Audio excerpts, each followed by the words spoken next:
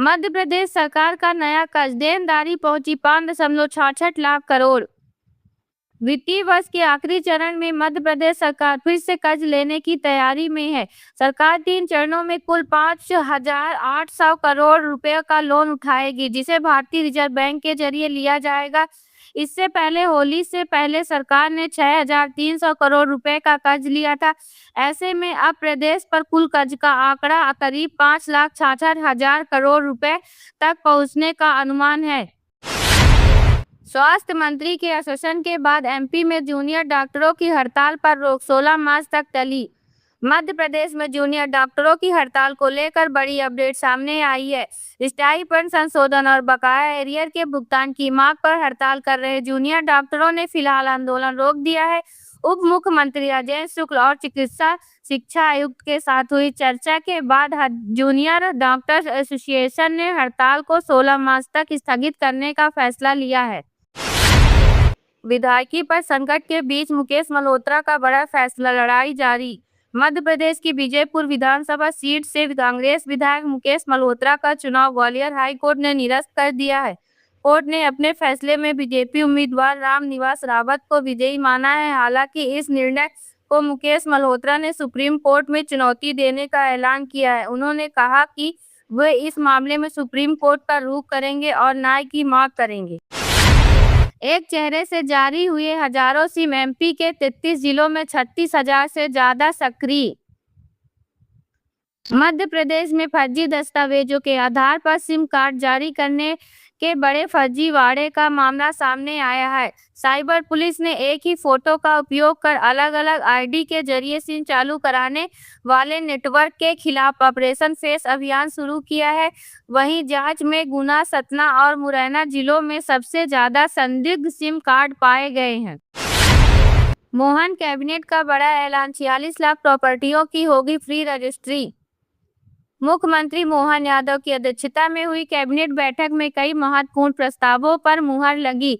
स्वामित्व योजना के तहत प्रदेश की 46 लाख संपत्तियों की रजिस्ट्री मुक्त करने का निर्णय लिया गया है।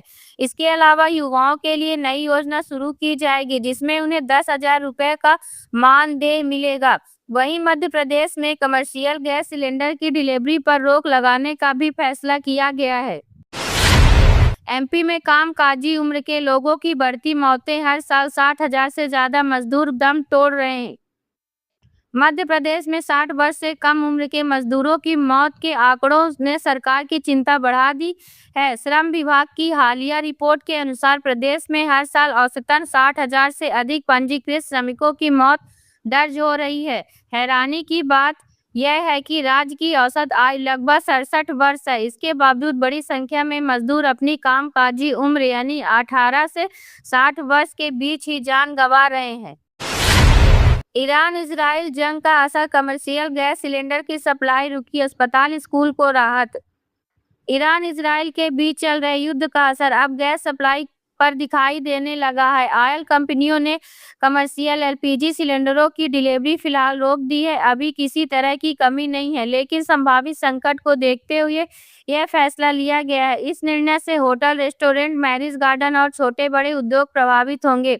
हालांकि अस्पताल और शैक्षणिक संस्थानों को इस रोक से छूट दी गई है। कांग्रेस एमएलए आरिफ मसूद को सुप्रीम कोर्ट से राहत, एफआईआर पर लगाई रोक।